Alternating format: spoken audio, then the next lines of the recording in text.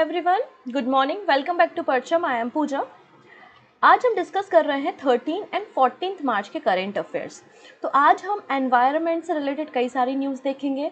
आज हमें साइक्लोन के बारे में भी देखना है और वॉल्केनो एरप्शन के बारे में भी देखना है। एल्गी बूम के बारे में भी आज हम डिस्कस करेंगे। लेकिन सबसे पहले हम बात करेंगे ऑस्कर अवार्ड्स के बारे में जो रिसेंटली डिस्ट्रीब्यूट किए गए हैं 13 मार्च को। एक्चुअली 13 मार्च को क्या था, हमारा वीकली सीए आता है। तो वीकली सीए यहाँ पर आया था जहाँ पे आपसे एक क्विज लिया गया था जिसमें 25 क्वेश्चन थे और सभी लोगों ने बहुत अच्छे तरीके से अटेंड किया। तो आज हम 13 और 14 दोनों दिन के करंट अफेयर्स को डिस्कस करने वाले हैं। वीडियो के लास्ट में आपको कुछ शॉर्ट न्यूज़ मिलेंगी, ठीक है। शॉर्ट न्यूज़ के अलावा आपको हेडलाइंस मिलेंगी। जो भी आज हम सेशन में न्यूज़ डिस्कस करने वाले हैं ना, उसकी आपको हेडलाइंस मिलेगी जिससे आप बहुत ही आसानी से शानदार तरीके से अपने नोट्स बना सकते हैं।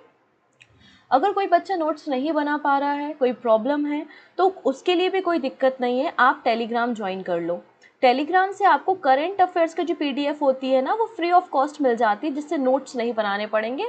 एग्ज़ाम टाइम पे आप उन पीडीएफ को रिवाइज करो जिससे आप अपने एग्ज़ाम को अच्छे से अटेम्प्ट कर पाओ। वीडियो के लास्ट में रिवीजन क्वेश्चंस होते हैं और क्वेश्चन ऑफ द डे होगा जिसका आंसर आप हमें कमेंट सेक्शन में देंगे हमेशा की तरह। ओके, चलिए स्टार्ट करते हैं आज का सेशन। और सबसे पहले बात करते हैं 14 मार्च के इम्पॉर्टेंट डे के बारे में। 14 मार्च को हम दो इम्पॉर्टेंट डे सेलिब्रेट कर रहे हैं। पहला है पाई डे, क्योंकि पाई की अगर आप वैल्यू निकालने जाओगे तो 3.14 आती है। तो 3 मतलब ये मार्च का महीना बता रहा है और 14 आपकी डेट बता रही है। तो 14 मार्च को जो है वो पाई डे मनाया जाता है, ठीक है। यूनेस्को ने 2019 में जो 40th नंबर की जनरल कॉन्फ्रेंस हो रही थी उसमें पाई डे को international day of mathematics declare किया था। तो इसे हम पाई डे को जो है वो इंटरनेशनल डे ऑफ मैथमेटिक्स भी कहते हैं। पाई जो सिंबल है वो एक ग्रीक लैंग्वेज का सिंबल है। तो अगर आपसे कभी पूछ लिया जाए किस भाषा का ये सिंबल है, तो आप कहेंगे ग्रीक लैंग्वेज का सिंबल है, जिसे 1706 में विलियम जोन्स ने फर्स्ट टाइम यूज़ किया था, ठीक है। तो 14 मार्च को हम पाई डे मना रहे हैं। 14 मार्च को हम international day of action for reverse भी मनाते हैं। रिवर्स की क्या इंपॉर्टेंस है, रिवर को क्लीन रखना कितना ज़रूरी है हमारे एनवायरनमेंट के लिए, ठीक है। क्योंकि नदियाँ जो होती हैं उनमें ही तो स्वच्छ पानी होता है, मीठा जल होता है जिसका उपयोग हम कर सकते हैं, क्योंकि बाकी सारा पानी तो सॉल्टी है। तो यहाँ पर पहली बार 1997 में ब्राज़ील में जो पहली कॉन्फ्रेंस हुई थी, first world conference of person affected by dams, है ना। क्योंकि नदियाँ जो होती हैं उनमें डैम्स बनाए जाते हैं, बहुत सारी ज़मीन जो है वो पानी की चपेट में आ जाती है, बहुत सारे गाँव को खाली करना होता है, मीथेन का रिलीज़ भी होता है और मीथेन जो है वो एक ग्रीन हाउस गैस भी होती है। इसलिए जो पहली कॉन्फ्रेंस की गई थी 1997 में ब्राज़ील में की गई थी, उसके बाद डिसाइड किया गया कि हम international day of action for reverse मनाएंगे। इस साल जो है वो 26 नंबर की एनिवर्सरी है। अब 2023 की जो थीम है वो तो मुझे अभी नहीं मिल पाई, इसको मैं आपको जो वीकली सी आता है उसमें डिस्कस कर दूंगी। 2022 की जो थीम थी वो थी the importance of river for biodiversity, है ना। 2023 की अभी थीम मुझे नहीं मिली, जैसे ही मुझे मिलती है मैं आपको डिस्कस कर दूंगी। चलिए अब बात करते हैं ऑस्कर अवार्ड के बारे में। रिसेंटली 95 नंबर के ऑस्कर अवार्ड डिस्ट्रीब्यूट किए गए हैं। इन ऑस्कर अवार्ड में भारत का भी नाम है, भारत को भी 2 ऑस्कर यहाँ पर दिए गए हैं, ठीक है। पहला जो ऑस्कर भारत को मिला है इस 95 नंबर के एकेडमिक अवार्ड में, वो बेस्ट ओरिजिनल सॉन्ग के लिए मिला है जिसका नाम है नाटू नाटू। आप लोग ने रिसेंटली एक मूवी देखी होगी RRR मूवी। उस RRR मूवी के लिए उसमें एक गाना था नाटू नाटू सॉन्ग, उसे बेस्ट ओरिजिनल सॉन्ग का अवार्ड मिला है और इसका जो म्यूज़िक दिया है वो MM खीरवनी ने दिया है, ठीक है। फिलहाल हम कुछ और अवार्ड्स देखते हैं, फिर हम वापस से इस अवार्ड पर डिस्कशन कर लेंगे। बेस्ट पिक्चर, तो बेस्ट पिक्चर का अवार्ड किसे दिया है? Everything everywhere all at once. Everything everywhere all at once को बेस्ट पिक्चर का अवार्ड मिला है। और बेस्ट एक्टर और एक्ट्रेस के बारे में अगर हम बात करते हैं तो बेस्ट एक्टर का अवार्ड लीडिंग रोल में किसे दिया गया है? ब्रेंडन फ्रेजर को दिया गया है द वेल मूवी के लिए। और एक्ट्रेस का जो अवार्ड दिया गया है वो मिशेल यॉन को दिया गया है everything everywhere all at once के लिए। तो आपको बेस्ट पिक्चर, एक्टर और एक्ट्रेस याद रखने हैं। इसके अलावा आप याद रखेंगे RRR जो मूवी थी, इंडियन मूवी, उसका जो सॉन्ग था नाटू नाटू, उस सॉन्ग को जो है बेस्ट ओरिजिनल सॉन्ग का अवार्ड दिया गया है। मैं आपको बता दूं, इसके पहले जो स्लम डॉग मिलेनियर का सॉन्ग था ना, जय हो, जिसके म्यूज़िक कंपोज़र कौन थे, AR रहमान, और जिसकी लिरिक्स को लिखा था गुलजार साहब ने, उसे भी बेस्ट ओरिजिनल स्कोर और ओरिजिनल सॉन्ग कैटेगरी में ऑस्कर अवार्ड से सम्मानित किया जा चुका है। ठीक है, अब ये जो राजमौली सर की RRR मूवी है, ये पूरे साल न्यूज़ में थी, इसको कई सारे अवार्ड दिए गए हैं, जैसे कि बाफ्टा अवार्ड भी इनको दिया था, गोल्डन ग्लोब अवार्ड भी इनको मिला था, है ना, और 28 एडिशन क्रिटिक्स चॉइस अवार्ड भी जो है वो RRR मूवी को दिया गया था। तो नाटू नाटू सॉन्ग आपको बड़ा इंपॉर्टेंट हो जाता है अपकमिंग एग्जाम के लिए। ठीक है, चलिए इसके अलावा अगर हम बात करते हैं कॉस्ट्यूम डिज़ाइनर, तो कॉस्ट्यूम डिज़ाइन के लिए ब्लैक पैंथर बकांडा फॉरएवर के लिए दिया गया है। ठीक है, अब best documentary short film category में भी भारत को अवार्ड दिया है द एलिफेंट विस्पर के लिए। द एलिफेंट विस्पर के लिए शॉर्ट फिल्म डॉक्यूमेंट्री कैटेगरी में भारत को अवार्ड मिला है। ये 41 मिनट की एक डॉक्यूमेंट्री है, जिसमें एक एलिफेंट और उसका जो केयर टेकर होता है, उसके बीच की कहानी बेसिकली यहाँ पे दिखाई गई है। और ये जो शॉर्ट फिल्म या डॉक्यूमेंट्री क्रिएट की है, उसकी अगर फिल्म मेकर के बारे में हम बात करते हैं तो कार्तिकी घोंसाल्वे और गुनीत मोंगा के द्वारा इस डॉक्यूमेंट्री को तैयार किया है। तो आपको याद रखना है, भारत को इस 95th नंबर के जो एकेडमिक अवार्ड्स हैं, इसमें RRR मूवी का जो सॉन्ग है नाटू नाटू, उसे बेस्ट ओरिजिनल सॉन्ग मिला है।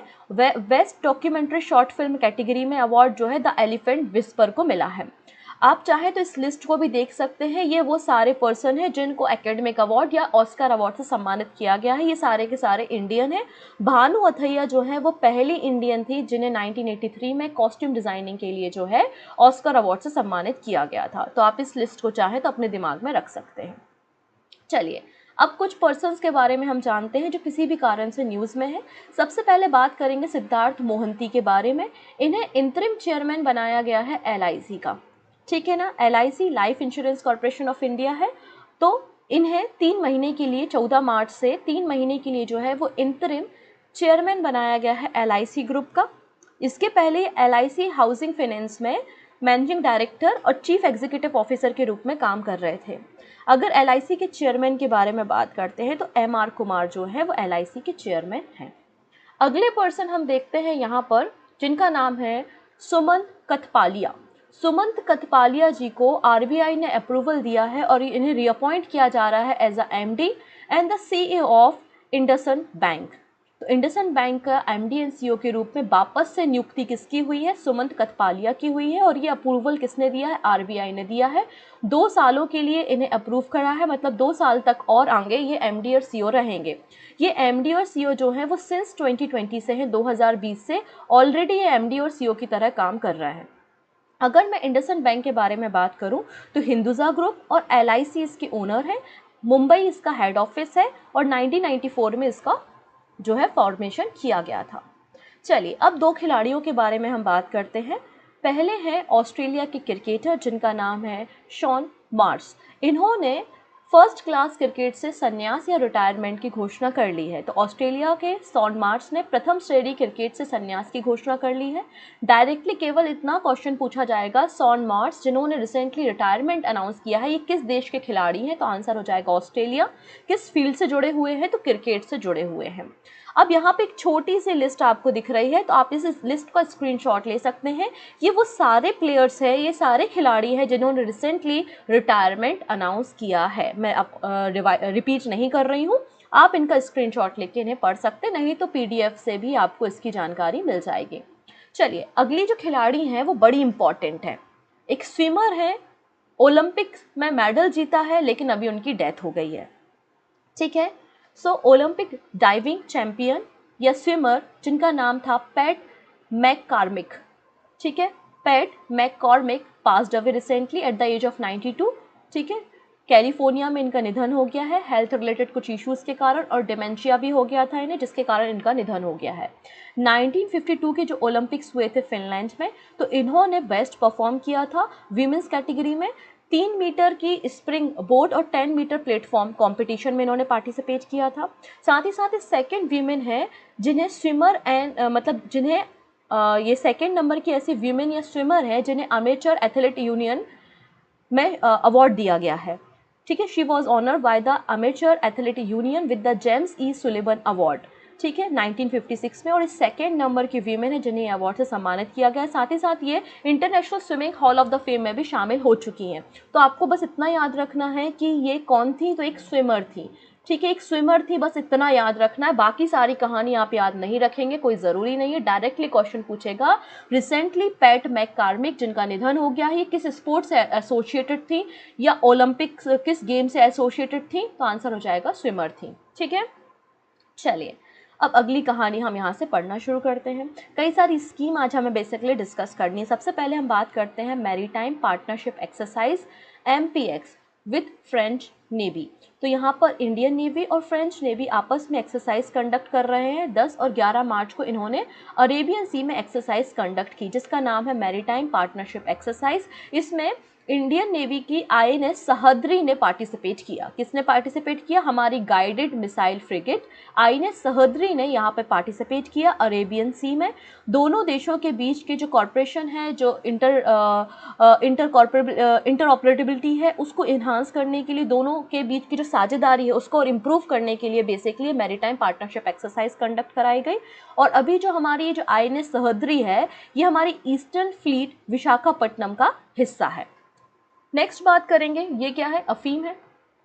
ठीक है, पॉपी कल्टीवेशन हम बात कर रहे हैं। तो वेस्ट बंगाल की जो CM है ममता बनर्जी, उन्होंने सेंट्रल गवर्नमेंट से परमिशन मांगी है कि वो पॉपी की कल्टीवेशन अपने राज्य में कर सकती हैं। So west Bengal chief minister Mamata Banerjee has urged the central to allow poppy cultivation to in their state. क्योंकि पॉपी का जो बंगाली कुजीन होता है ना, उसमें पॉपी का यूज़ होता है। और पॉपी का जो कल्टीवेशन है, अफीम की जो खेती होती है, वो कुछ सिलेक्टेड एरिया और कुछ सिलेक्टेड स्टेट में ही होती है। ठीक है, इसलिए वेस्ट बंगाल ने भी यहाँ पे अपील की है सेंट्रल गवर्नमेंट से कि उन्हें वो परमिशन दे कि जिससे वो पॉपी का कल्टीवेशन कर सकें। अभी अगर प्रेजेंट सिनेरियो हम देखते हैं तो प्रेजेंट में ओपीएम या पॉपी कल्टीवेशन, अफीम की जो खेती होती है, वो कुछ सिलेक्टेड एरियाज़ में मध्य प्रदेश, उत्तर प्रदेश और राजस्थान के एरिया में की जाती है। अगर मैं वेस्ट बंगाल की बात करती हूँ तो इसकी कैपिटल आपको कोलकाता देखने को मिलेगी। ममता बनर्जी अभी मुख्यमंत्री के रूप में काम कर रही हैं और CV आनंद बोस जो है वो गवर्नर है। चलिए नेक्स्ट है, Uttarakhand become the first state to start insurance scheme for sericulture. Sericulture मतलब जो रेशम की खेती की जाती है उसे ही हम सेरीकल्चर कहते हैं। तो रेशम की खेती करने वाले जो वर्कर हैं, अब वो लोग खेती करते हैं, लेकिन कई बार क्लाइमेट चेंज के कारण उनकी जो फार्मिंग है, उनकी जो प्रोडक्शन है वो इफेक्ट करती है। पानी की शॉर्टेज के कारण इनकी प्रोडक्शन में कमी आती है। तो इसलिए उत्तराखंड राज्य सरकार ने इंश्योरेंस स्कीम शुरू की है ऐसे लोगों के लिए जो रेशम की खेती करते हैं, और ऐसा करने वाला पहला राज्य बन रहा है Uttarakhand. So Uttarakhand has become India first state to launch the रेशम कीट बीमा स्कीम। रेशम कीट बीमा स्कीम इसने शुरू की है। अभी ये पहले पायलट बेसिस पे शुरू की जाएगी और 4 डिस्ट्रिक्ट में अभी उत्तराखंड के इसे शुरू किया जाएगा। ठीक है ना, कौन कौन से? देहरादून, हरिद्वार, उधम सिंह नगर और नैनीताल में। उसके बाद पायलट बेसिस के बाद पूरे राज्य में इसको इम्प्लीमेंट किया जाएगा। ठीक है, उत्तराखंड के मुख्यमंत्री कौन है? पुष्कर सिंह धामी और गवर्नर गुरमीत सिंह है। चलिए अगली एक रिपोर्ट यहाँ पर इसरो के द्वारा पब्लिश की गई है जिसका नाम है उत्तराखंड, बेसिकली रिपोर्ट का नाम है लैंडस्लाइड एटलस रिपोर्ट। इसरो के द्वारा जो रिपोर्ट पब्लिश की गई है उसका नाम है लैंडस्लाइड एटलस रिपोर्ट। इन्होंने बेसिकली एक मैप जारी किया कि कौन कौन से ऐसे एरिया हैं हमारे कंट्री में जहाँ पे लैंडस्लाइड बहुत ज़्यादा होती हैं। ये लैंडस्लाइड प्रोन एरिया है जहाँ पर लैंडस्लाइड होने के कारण बहुत अधिक मात्रा में जान जाती हैं। और यहाँ पे टॉप किसने किया है? उत्तराखंड के रुद्रप्रयाग ने। ठीक है, so Uttarakhand, Rudraprayag and Tehri top landslide index ISRO report. तो according to the recent study, जो रिसेंट रिपोर्ट पब्लिश की गई है जिसका नाम है लैंडस्लाइड एटलस रिपोर्ट, इसरो की Hyderabad based national remote sensing centre के द्वारा इस रिपोर्ट को पब्लिश किया है। किसने पब्लिश किया रिपोर्ट को? नेशनल रिमोट सेंसिंग सेंटर के द्वारा इसे पब्लिश किया है। और 2 हिली डिस्ट्रिक्ट है उत्तराखंड के, रुद्रप्रयाग और टेहरी। ये दोनों मोस्ट प्रोन लैंडस्लाइड एरिया है जहाँ पे सबसे अधिक मात्रा में लैंडस्लाइड आती है। इस पूरे रिपोर्ट में बताया गया है कि भारत में टोटल 147 ऐसे जिले, ऐसे डिस्ट्रिक्ट है जहां पर लैंडस्लाइड की घटनाएं देखी जाती हैं, जिसमें फर्स्ट नंबर पे रुद्रप्रयाग है जो कि उत्तराखंड में है, सेकंड नंबर पे टेहरी है जो भी उत्तराखंड में मिलेगा, थर्ड नंबर पे आपको केरला का त्रिशूर मिलेगा और पलक्कड़ जो है केरला का वो 5वें नंबर पे है। इस हिसाब से यहाँ पे जो लैंडस्लाइड एरिया आप मैप में देख सकते हैं कि सबसे ज़्यादा जो लैंडस्लाइड की घटना होती है वो उत्तराखंड में आती है। यहाँ पे राजौरी, पुलवामा, ये भी कुछ एरियाज़ हैं जहाँ पर लगातार लैंडस्लाइड की घटनाएं देखी जाती हैं। ठीक है, according to the district emergency operation centre, Rudraprayag में 32 यहाँ पे लैंडस्लाइड जोन है और सबसे ज़्यादा जो लैंडस्लाइड है वो NH 107 में देखी जाती है। जो नेशनल हाईवे 107 का रास्ता है वहाँ पे सबसे अधिक मात्रा में लैंडस्लाइड देखी जाती है। ठीक है, यहाँ पर स्टेट इमरजेंसी ऑपरेशन सेंटर के द्वारा जो डेटा पब्लिश किया गया उसमें बताया गया कि 2018 से 2021 तक के बीच में इन सालों में 253 लैंडस्लाइड की घटनाएं हुई, जिनमें से 127 लोगों की जान गई हैं। ठीक है, अब एक और रिपोर्ट यहाँ पे बताती है कि यार जो सॉल्ट का इंटेक है, मतलब जो हम सॉल्ट यूज़ करते हैं, सोडियम क्लोराइड का यूज़ करते हैं, चाहे खाने में हो या कुछ और चीज़ों में हो, तो वो इंटेक बहुत ज़्यादा है। और अगर हम सस्टेनेबल डेवलपमेंट गोल को अचीव करना चाहते हैं तो हमें जो सॉल्ट का कंजप्शन है, जो हमारे देश के लोग लगातार सॉल्ट का यूज़ कर रहे हैं, उसे हमें कम करना पड़ेगा।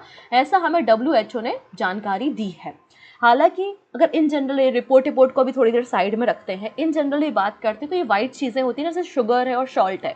तो शुगर और सॉल्ट का तो वैसे भी कंजप्शन हमें बहुत कम करना चाहिए, क्योंकि ये दोनों चीज़ें हमारे सेहत के लिए हानिकारक होती हैं। तो यही बात तो WHO ने बताई है। ठीक है, world off track to cut 30% sodium intake by 2025 WHO। तो WHO ने कहा है कि पूरा वर्ल्ड, पूरा ग्लोब जो है वो ऑफ ट्रैक पे है। हमें 2025 तक 30% सोडियम का इंटेक कम करना पड़ेगा, सोडियम इंटेक को हमें रिड्यूस करना पड़ेगा, जिससे हम कई सारी जान को बचा सकें और सस्टेनेबल डेवलपमेंट गोल का जो हमारा टारगेट है हम उसको अचीव कर सकें। यहाँ पे बोला है, WHO ने बताया है, अगर हम 2025 तक जो अपना 30% अगर सोडियम इंटेक को कम करते हैं तो हम 2 मिलियन जान को यहाँ पे बचा सकते हैं और 2030 तक हम 7 मिलियंस जो यहाँ पर जान बचा सकते हैं। इसलिए हमें कुछ ऐसी पॉलिसीज़ बनाने की ज़रूरत है, WHO ने कहा है।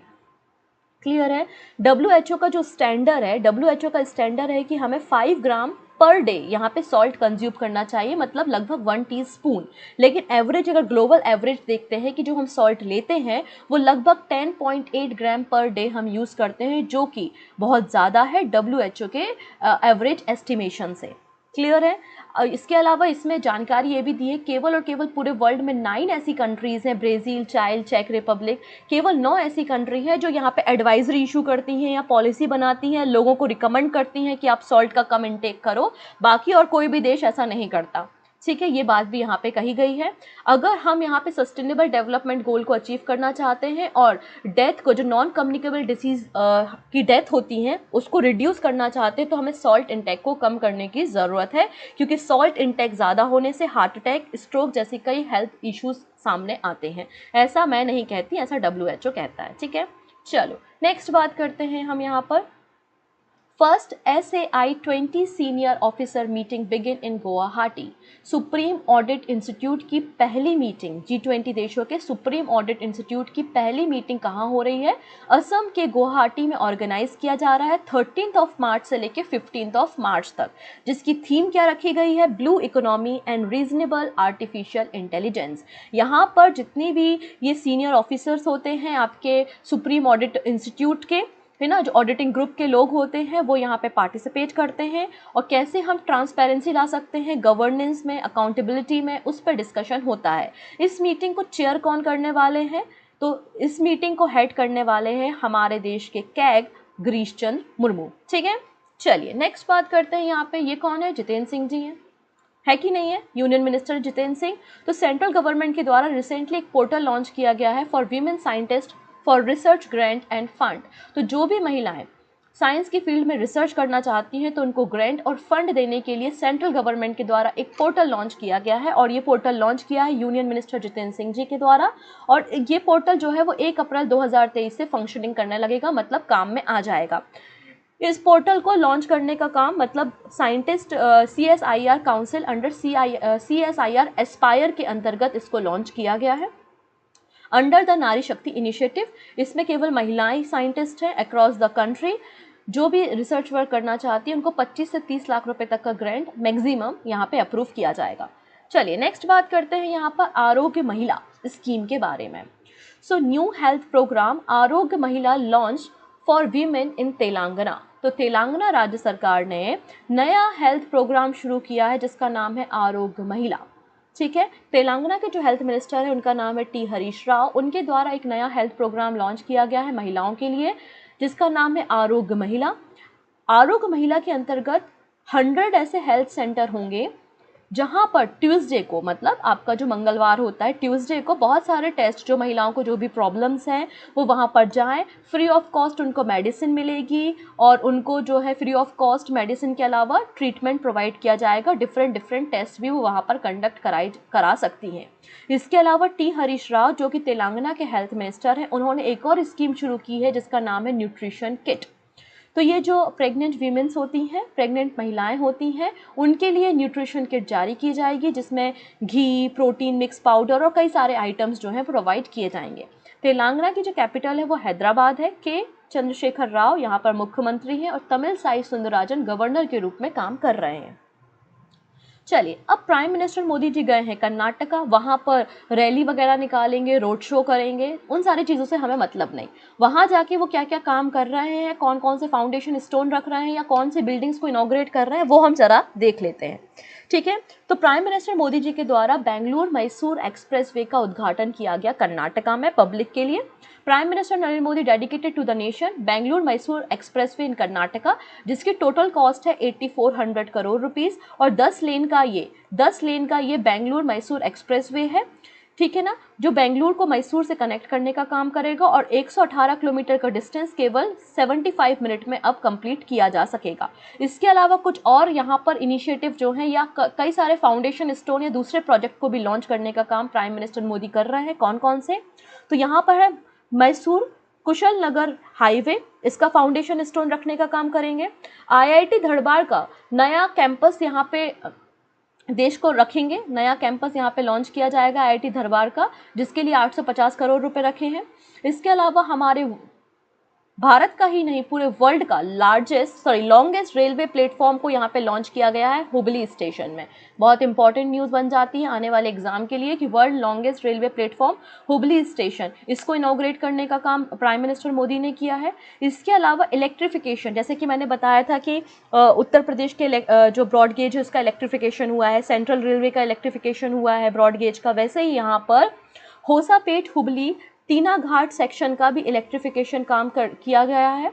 जयदेव हॉस्पिटल और रिसर्च सेंटर का भी फाउंडेशन स्टोन यहाँ पर रखा है। तो ये सारे काम प्राइम मिनिस्टर मोदी के द्वारा कर्नाटका में जाके किए गए।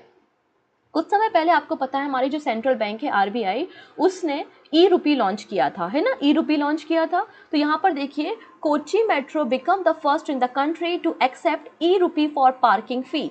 तो जो आपका कोची मेट्रो है वो कंट्री का पहला ऐसा मेट्रो बन गया है जो पार्किंग के लिए ई रूपी को एक्सेप्ट कर रहा है। पार्किंग फीस में आप ई रूपी यहाँ पर यूज कर सकते हैं। In an initiative to promote central bank digital currency, basically central bank की जो डिजिटल करेंसी ई रूपी लॉन्च की है उसी को बढ़ावा देने के लिए, उसी को प्रमोट करने के लिए कोची मेट्रो में ये प्रोजेक्ट शुरू किया गया है। ठीक है ना, इसके अलावा अभी तो पायलट बेसिस पे एक ही मेट्रो में ये काम शुरू किया गया है, उसके बाद आने वाली सारी मेट्रो में ये काम को शुरू किया जाएगा। और इसके लिए जो मतलब पार्टनर बनाए गए हैं वो IDFC फर्स्ट बैंक पार्टनर किया है अनंतम ऑनलाइन के साथ, और ई रूपी यहाँ पर एक्सेप्ट किए जाएंगे पार्किंग फ़ी के लिए। नेक्स्ट है IDFC म्यूचुअल फंड ने खुद को रीब्रांड किया है, खुद का नया लोगो लॉन्च किया और अपना नाम भी चेंज कर लिया है और नाम कर लिया है बंधन म्यूचुअल फंड। तो IDFC mutual fund has been rebranded itself as a Bandhan mutual fund scheme. ठीक है, इसका नया नाम जो है वो 13 मार्च से इफेक्ट में आ गया है। पुराने जो कस्टमर हैं उनके लिए वही सुविधाएं रहेंगी। ये स्कीम जो है IDFC, अब इसका नाम क्या हो जाएगा, बंधन हो जाएगा, और ये हाई क्वालिटी इन्वेस्टमेंट अप्रोच जो भी आपके हाउस वगैरह के लिए प्रोवाइड करने का काम करता है। चलिए, अब अगली जो कहानी है वो थोड़ा सा ध्यान से समझने की कोशिश कीजिएगा, कुछ नए टर्म्स आपको यहाँ पे सीखने को मिलेंगे। तो यहाँ पर देखिए, सेंट्रल गवर्नमेंट के द्वारा MSME कॉम्पिटिटिव लीन स्कीम शुरू की गई है। अब ये जो लीन स्कीम है ये union minister for MSME Narayan Rane के द्वारा लॉन्च की गई है। ठीक है, लीन मैन्युफैक्चरिंग को बढ़ावा देने के लिए। अब आपके दिमाग में क्वेश्चन बन रहा होगा कि what is the lean manufacturing, जिसको बढ़ावा देने के लिए ये स्कीम शुरू की गई है। तो लीन मैन्युफैक्चरिंग का केवल सिंपल शब्दों में आप ये मतलब निकालिए, हम चाहते हैं कि पूरे वर्ल्ड लेवल पे हमारी मैन्युफैक्चरिंग बढ़े, हमारी प्रोडक्टिविटी बढ़े, लेकिन प्रोडक्टिविटी बढ़ने के साथ साथ हमारा वेस्ट भी रिड्यूस हो। हम वेस्ट को मिनिमाइज करना चाहते हैं और प्रोडक्टिविटी को मैक्सिमाइज करना चाहते हैं, इसे ही हम लीन मैन्युफैक्चरिंग कहते हैं। Lean manufacturing is a production process based on ideology of maximizing productivity while minimizing waste within the manufacturing operation। इसको हम lean manufacturing कहते हैं, ठीक है। इसके लिए हमें इम्प्रूव करनी पड़ेगी क्वालिटी को, प्रोडक्टिविटी को इम्प्रूव करना पड़ेगा, परफॉर्मेंस को इम्प्रूव करना पड़ेगा, और हम वर्ल्ड के फर्स्ट नंबर के मैन्युफैक्चरर बनना चाहते हैं। साथ ही साथ हम वेस्ट को भी रिड्यूस करना चाहते हैं। तो इस लीन मैन्युफैक्चरिंग के लिए एमएसएमई चाहता है कि हम नए नए टूल्स का यूज़ करें जिससे हम वेस्ट को रिड्यूस कर सकें।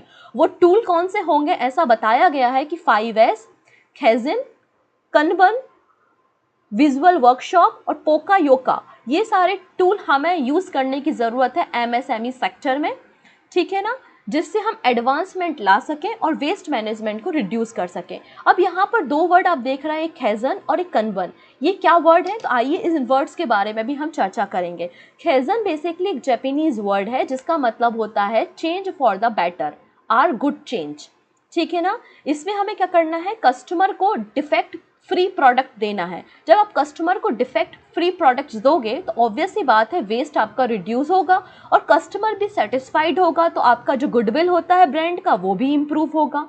कनबन जो है वो बेसिकली एक सॉफ्टवेयर है, पॉपुलर एक वर्क फ्लो मैनेजमेंट मेथड है जिसमें आप मैनेजमेंट डिफाइनिंग है ना, किस तरीके से नॉलेजेबल वर्क कर सकते, तो एक पूरा वर्क फ्लो आपको प्रोवाइड करने का काम ये सॉफ्टवेयर करता है, ठीक है। तो इस स्कीम के जरिए एमएसएमई सेक्टर में हम वेस्ट को रिड्यूस करना चाहते हैं, प्रोडक्टिविटी को इम्प्रूव करना चाहते हैं, क्वालिटी को इम्प्रूव करना चाहते हैं, अपने मार्केट को एक्सपांड करने की ज़रूरत है इन अ सेफर मैनर, और जिससे हमें प्रॉफिटेबल बिजनेस को हम बना सके। इसलिए एमएसएमई सेक्टर में जो हमारे यूनियन मिनिस्टर है नारायण राणे, उन्होंने इस लीन स्कीम को शुरू किया है।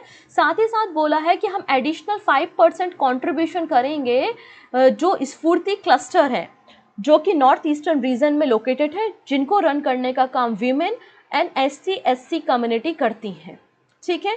यहाँ पे बोला है एमएसएमई के द्वारा कि हम असिस्ट करेंगे, गवर्नमेंट असिस्ट करेगी, 90% कॉन्ट्रीब्यूट करेगी of the implementation cost and consulting fee में, ठीक है। और ये सब की नोडल एजेंसी कौन होगी, नेशनल प्रोडक्टिविटी काउंसिल जो है वो नोडल एजेंसी होगी। गवर्नमेंट ऑफ इंडिया के द्वारा एमएसएमई सेक्टर को बढ़ावा देने के लिए ऑलरेडी कई सारी स्कीम्स को रन किया जा रहा है, जैसे कि prime minister employment generation programme जिसको 2008 में लॉन्च किया गया था, scheme of fund for upliftment of traditional industry जिसको हम स्फूर्ति बोल रहे हैं, फिर चैंपियन पोर्टल जो एमएसएमई सेक्टर की प्रॉब्लम्स होती हैं, जो उनकी ग्रीवेंस शिकायतें होती हैं, उनको रिजॉल्व करने के लिए इस पोर्टल को भी इंडियन गवर्नमेंट ने लॉन्च किया है। चलिए अब अगली बात करते हैं हम यहाँ पर सिलिकॉन वैली बैंक के बारे में, जो कि 16th नंबर का लार्जेस्ट बैंक है यूएसए का, वो कोलैप्स हो गया है, बंद हो गया है, ठीक है। तो US shut down Silicon Valley bank in biggest collapse since 2008। 2008 का आपको फाइनेंशियल क्राइसिस या रिसेशन आपको याद होगा, जब यूएसए के वॉशिंगटन म्यूचुअल और लेहमैन ब्रदर जो फाइनेंशियल मतलब जो बैंक्स थे वो कोलैप्स हुए थे, जिससे पूरे देश में आपको रिसेशन देखना मिला था, फाइनेंशियल क्राइसिस देखने को मिला था 2008 में। उसके बाद का ये तब से अब तक का सबसे बड़ा जो है वो शटडाउन बताया जा रहा है यूएसए में। यूएसए का सिलिकॉन वैली बैंक जो है वो कोलैप्स कर गया है, जो कि 16th नंबर का लार्जेस्ट बैंक है, ठीक है। इतनी चीज़ बता दी है। ये जानकारी हमें बताते हैं कि डिपार्टमेंट ऑफ फाइनेंशियल प्रोटेक्शन और इनोवेशन के द्वारा दी गई है। ये जो डिपार्टमेंट ऑफ फाइनेंशियल प्रोटेक्शन और इनोवेशन है, उन्होंने एक नया बैंक क्रिएट किया है जिसका नाम है national bank of the Santa Clara. Basically ये जो बैंक फेल हो गया, इसमें कई सारे डिपॉजिटरीज थे जिन्होंने डिपॉजिट किया था, उनके असेट्स थे, तो उनकी एंटिटी को कैसे आप वापस दोगे, उसके लिए इसको नया क्रिएशन किया गया है, ठीक है। ऐसा बताया जा रहा है कि सिलिकॉन वैली के पास अप्रॉक्सीमेट $209 बिलियन टोटल असेट है और 175 बिलियन टोटल डिपॉजिट इसमें है, ठीक है। चलिए अब यह बात करते हैं इंडोनेशिया के बारे में। ये पूरा इंडोनेशिया है जो कि पैसिफिक ओशन के रिंग ऑफ फायर सेक्टर में आता है, मतलब काफ़ी सारे वॉल्केनोज हैं। और काफ़ी ज़्यादा यहाँ पे वॉल्केनो इरप्शन होते रहते हैं। ठीक है, आप यहाँ से शुरू करेंगे, ये देखो ये सारे के सारे mount Krakatoa, mount Merapi, mount Bromo, mount Semeru, है ना, ये सारे के सारे आपको वॉल्केनो देखने को मिलेंगे। रिसेंटली माउंट मेरापी जो कि जावा आइलैंड में आपको देखने को मिलेगा, इसमें इरप्शन हुआ है, ज्वालामुखी विस्फोट हुआ है। याद रखेंगे, इंडोनेशिया के माउंट मेरापी में क्या हुआ है, वॉल्केनो इरप्शन हुआ है। One of the active volcano है इंडोनेशिया का। So Indonesia mount Merapi one of the world most active volcano है, जिसमें 12 मार्च को इरप्शन हुआ है। ये जावा आइलैंड में आपको देखने को मिलेगा।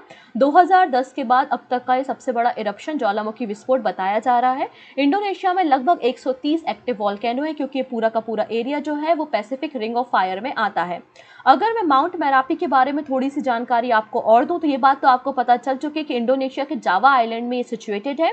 इसको डिस्कवर करने का काम 1754 में 1754 में किया गया था मिस्टर मॉरिस के द्वारा। इसे माउंटेन ऑफ फायर भी कहा जाता है, इसके एक्सप्लोजिव नेचर के कारण। ठीक है, तो माउंट मेरापी आपको याद रखना है। चलिए नेक्स्ट बात करते हैं, इंडिया और ऑस्ट्रेलिया के बीच में यहाँ पर एक डील हुई है। एक्चुअली इंडिया और ऑस्ट्रेलिया दोनों एक दूसरे के साथ जो हम ट्रेड करते हैं, व्यापार करते हैं, चाहे वो मिनरल का हो, एजुकेशन में ट्रेड हो, स्पोर्ट्स में हो, स्पेस या डिफेंस में हो, तो हम अपने इस ट्रेड से खुश नहीं हैं, हम सेटिस्फाइड नहीं है, दोनों कंट्री सेटिस्फाइड नहीं है, क्योंकि अभी लगभग $30 बिलियन का ट्रेड करते हैं। तो हमारा यहाँ पे एजेंडा है कि आने वाले 5 सालों में दोनों देशों के बीच में हम $100 बिलियन का ट्रेड करना चाहते हैं। इसलिए यहाँ पे देख सकते हैं पीयूष गोयल और ये ऑस्ट्रेलिया के मिनिस्टर हैं, दोनों के बीच में यहाँ पे ये ट्रेड के लिए पार्टनरशिप साइन हुई है। India and Australia target $100 billion बायलिटरल trade in the next 5 year. यहाँ पर ये चैलेंजिंग फेज है, और इसके लिए यहाँ पे ये एमओयू साइन किया है कि आने वाले समय में हमें अपने इस फ्री ट्रेड एग्रीमेंट का फ़ायदा उठाना है और आने वाले समय में अपने ट्रेड को बढ़ाना है। रिसेंटली जो इंडिया ऑस्ट्रेलिया की 18वें नंबर की ज्वाइंट मिलिट्री कमीशन टॉक हुई थी, उसमें नई दिल्ली में ये अनाउंसमेंट किया गया है। इसके अलावा 2022 में इंडिया और ऑस्ट्रेलिया के बीच में economic corporation and trade agreement पे भी साइन किए गए थे, दोनों देशों के बीच के ट्रेड को बढ़ाने के लिए। चलिए अगली बात करते हैं साइक्लोन फ्रेडी के बारे में। ये देखिए यहाँ से साइक्लोन फ्रेडी जनरेट हुआ और आगे बढ़ते पहले मेडागास्कर से टकराया, मेडागास्कर से आगे बढ़ा तो मोजाम्बिक में टकराया है। ठीक है, तो ये साइक्लोन फ्रेडी आपको यहाँ पर देखने को मिल रहा है। आइए, ऑस्ट्रेलिया के नदर्न कोस्ट में बेसिकली साइक्लोन फ्रेडी ओरिजिनेट हुआ था। ठीक है, 6 फरवरी को। उसके बाद ये साउथ इंडियन ओशियन को क्रॉस करता है और 8000 किलोमीटर के डिस्टेंस को कवर करते हुए मॉरिशस में टकराता है। फिर लैंडफॉल इसका मेडागास्कर में होता है, उसके बाद मोजाम्बिक में इसका लैंडफॉल देखने को मिला है। ठीक है ना, तो फ्रेडी जो है वो फर्स्ट ट्रॉपिकल साइक्लोन है सदर्न हेमिस्फीयर का, जो इतनी ज़्यादा इंटेंसिटी के साथ आया है। ठीक है ना, तो इसको आपको याद रखना कि सदर्न हेमिस्फीयर में आया हुआ बहुत ही ज़्यादा इंटेंसिफाइड जो साइक्लोन है वो साइक्लोन फ्रेडी है। ठीक है, साइक्लोन फ्रेडी को जो एनर्जी मिल रही है, तो वार्म ओशियन करेंट से इसको एनर्जी मिल रही है, जिसके कारण इसकी इंटेंसिटी जो लगातार बढ़ते जा रही है। जो सोर्स है वो हीट और मॉइस्चर जो है इसकी सोर्स है, जिसके कारण इसकी इंटेंसिटी लगातार बढ़ते जा रही है। चलिए नेक्स्ट बात करते हैं red tide on the coast of Florida. ये देख रहे हैं आप, ये रेड टाइड है, ये पूरा आप देख सकते हैं फ्लोरिडा का कोस्ट है जहाँ पर रेड टाइड आपको देखने को मिलेगा। और 1800 से गल्फ ऑफ मैक्सिको में जो है वो लगातार ये रेड टाइड जो है वो देखने को मिलती है। तो क्या रीज़न है कि कोस्ट ऑफ फ्लोरिडा पे ये रेड टाइड आती है? तो इसका रीज़न है एल्गी ब्लूम। एल्गी ब्लूम इसका रीज़न है। ओशियन में कुछ ऐसे प्लांट पाए जाते हैं जिनमें अनकंट्रोल ब्लूम हो जाता है ना, जो आपके मिनरल्स हैं, जो वेस्ट है ओशियन में जाता है, जिसके कारण एल्गी ब्लूम की समस्या होती है। और इन एल्गी का कलर रेड है, इसके कारण ये रेड टाइड जनरेट होती है, जो कि फ़िश के लिए, मरीन मैमल्स के लिए, इनफैक्ट ह्यूमन के लिए हार्मफुल है, क्योंकि ये जो एल्गी होती हैं ये टॉक्सिक होती हैं, पॉइजनस एल्गी होती हैं, जिसके कारण ये रेड टाइड जनरेट होती है। तो 2 क्वेश्चन बनेंगे यहाँ से कि रेड टाइड कहाँ पे जनरेट होती है, तो आंसर हो जाएगा कोस्ट ऑफ फ्लोरिडा में। रेड टाइड जनरेट होने का रीज़न क्या है, तो आप बोलेंगे कि एल्गी ब्लूम है, या किस एल्गी के कारण रेड टाइड जनरेट होती है, तो आंसर हो जाएगा कैरिनिया ब्रेवीज। ये जो एल्गी है ये टॉक्सिक एल्गी है, जिसके कारण रेड टाइड जनरेट होती है। तो क्या भारत में भी एल्गी ब्लूम की समस्या है? तो आंसर है यस। हमारे भारत का जो बेस्ट कोस्ट है वहाँ पर आपको एल्गी ब्लूम की समस्या देखने को मिलती है। हमारे देश में जो एल्गी ब्लूम होता है वो बेसिकली डाइटोम जो एल्गी होती है, डाइटोम हो गया, फिर काइनोबैक्टीरिया, हेप्टोफाइट्स के कारण हमारे देश में, इंडिया में एल्गी ब्लूम देखा जाता है।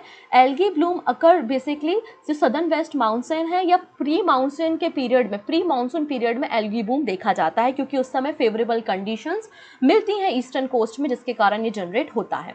क्लियर? चलिए अब कुछ शॉर्ट न्यूज़ के ऊपर हम चर्चा कर लेते हैं। यहाँ पर यूनियन एनवायरनमेंट मिनिस्टर, हमारे पर्यावरण मंत्री कौन है? भूपेंद्र यादव जी हैं। उन्होंने 2 दिन की G20 फ्लावर फेस्टिवल का उद्घाटन किया है दिल्ली में, जहां पे G20 के डेलीगेट्स गेस्ट कंट्री शामिल होंगी, जिनमें जापान, सिंगापुर और नीदरलैंड भी पार्टिसिपेट करेंगे। ठीक है, अब नेशनल आर्चीव ऑफ इंडिया, तो बेसिकली अभी 133वें नंबर का foundation day national archive of India का मनाया गया, जिसमें अर्जुन राम मेघावल के द्वारा एक एग्जीबिशन लॉन्च किया गया, जिसका टाइटल था women's and nation building 8057 to the republic. Next बात करते हैं तीसरे नंबर का दिव्य कला मेला। दिव्य कला मेला का आयोजन 12 से लेकर 21 मार्च तक मध्य प्रदेश के भोपाल में आयोजित किया जाएगा। इसको आयोजित करने का काम department of empowerment of person in disability करेगा। ठीक है, नेक्स्ट बात करते हैं हम यहाँ पे मनी लॉन्ड्रिंग एक्ट के बारे में। रिसेंटली हमारी जो फाइनेंस मिनिस्टर है निर्मला सीतारमन, उन्होंने कहा है कि जो हम वर्चुअल डिजिटल असेट ट्रांजैक्शन करते हैं, उन सबको भी हम prevention of money laundering act के अंतर्गत लेकर आएंगे। उन्होंने नोटिफिकेशन इशू करते हुए क्या बताया कि हम जो वर्चुअल डिजिटल असेट्स को ट्रांसफ़र करते हैं, वो भी चीज़ें आपके prevention of money laundering act के अंतर्गत शामिल की जाती हैं। ठीक है, नेक्स्ट बात करते हैं, रिसेंटली एक रिपोर्ट पब्लिश की गई है बाय द फोन पे and the Boston consulting group के द्वारा एक रिपोर्ट पब्लिश की गई। उसमें बताया है कि भारत का जो डिजिटल पेमेंट मार्केट है वो 2026 तक ट्रिपल हो जाएगा। अभी हम लगभग $3 ट्रिलियन का डिजिटल पेमेंट करते हैं, 2026 तक हम एक $10 ट्रिलियन पे ले जाएंगे। नेक्स्ट है second edition of world food India 2023 का आयोजन किया गया है, जाएगा 3 से लेकर 5 नवंबर पर। कहाँ? प्रगति मैदान नई दिल्ली में। इसका आयोजन करने का काम ministry of food processing and industry करेगा। सेकेंड एडिशन होगा वर्ल्ड फूड इंडिया का। ठीक है, तो ये हमारी शॉर्ट न्यूज़ थी, ये आपकी हेडलाइंस है जिनको आज हमने डिस्कशन किया है। आप चाहें तो स्क्रीनशॉट भी ले सकते हैं या फिर इसकी PDF भी आपको मिल जाएगी। टेलीग्राम से आप PDF को डाउनलोड कर सकते हैं, और टेलीग्राम से PDF डाउनलोड करने में कोई भी समस्या आ रही है तो आप हमारे एप्लीकेशन से भी PDF को डाउनलोड कर सकते हैं। आपके प्ले स्टोर में जाके आपको हमारी परचम की एप्लीकेशन मिल जाएगी। इसके अलावा अगर आप ईयरबुक को परचेज करना चाहते हैं तो परचम स्टोर पे विजिट कर लीजिए। परचम स्टोर से आपको हमारी करेंट अफेयर्स की ईयरबुक मिल जाएगी। क्लियर है, जिसमें जनवरी से लेकर दिसंबर 2022 की सारी घटनाएं वहाँ पर हैं। अंत में हम बात करते हैं कुछ रिवीजन क्वेश्चंस के बारे में। पहला क्वेश्चन है, रिसेंटली स्टेट गवर्नमेंट ने परमिशन मांगी है सेंटर से पॉपी कल्टीवेशन के लिए, तो कौन सा स्टेट है वो? वेस्ट बंगाल है। Option B is the right answer. Next बात करते हैं, इंडिया ने किस देश के साथ MOU साइन किया है semiconductor supply chain and innovation partnership के लिए? तो आंसर हो जाएगा USA। Option D is the right answer. Next है, हिंदुस्तान यूनिलीवर लिमिटेड के नए MD एंड CEO कौन बन गए हैं? तो रोहित जावा बन गए हैं। Option D is the right answer. और जावा आइलैंड इंडोनेशिया में, जहां पे माउंट मेरापी है जिसमें वॉल्केनो इरप्शन हुआ है। ओके, चलिए नेक्स्ट है, डोर्नियर 228 एयरक्राफ्ट डिफेंस मिनिस्ट्री खरीद रही है। 6 डोर्नियर हम प्रक्योर करेंगे। हमने किसके साथ MOU साइन किया है? तो आंसर हो जाएगा HAL के साथ, हिंदुस्तान एरोनॉटिक्स लिमिटेड। नेक्स्ट है, शॉन मार्श जिन्होंने रिसेंटली क्रिकेट से अनाउंसमेंट कर दिया रिटायरमेंट का, किस देश के खिलाड़ी थे? आंसर हो जाएगा Australia. Option C is the right answer. This is question of the day for you. Mundaka Upanishad the bridges to immorality, इस पुस्तक के ऑथर कौन है? लेखक कौन है? डॉक्टर करण सिंह, डॉक्टर अश्विनी फर्नांडिस, शशि थरूर या फिर चेतन भगत? आपका जो भी आंसर होगा वो आप हमें कमेंट में दीजिएगा। सही आंसर भी मैं आपको प्रोवाइड कर दूंगी। आई होप आपको आज की सारी न्यूज़ समझ में आई होगी। बाकी सारी न्यूज़ हम आने वाले सेशन में डिस्कस करेंगे। Take care and bye bye.